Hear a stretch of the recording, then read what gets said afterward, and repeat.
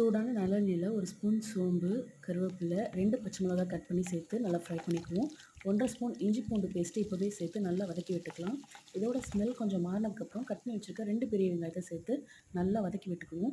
இது கூட தேவையான அளவுக்கு உப்பு போட்டு நல்லா கலர் மாற அளவுக்கு வதக்கிட்டு நம்ம இப்போ மசாலாவும் இதிலேயே சேர்த்துருவோம். இந்த எண்ணெயில் மஞ்சள் தூள், கரம் மசாலா, தனி மிளகாய் தூள், மல்லித்தூள் 1½ ஸ்பூன் சேர்த்து நல்லா கலர் நமக்கு சேர்கிற அளவுக்கு வதக்கி விட்டுக்கலாம். இப்போ வெங்காயத்தையும் சேர்த்து கலந்துட்டு கட் பண்ணி வச்சுருக்க 2 சின்ன சைஸ் தக்காளி சேர்த்துக்கிறேன்.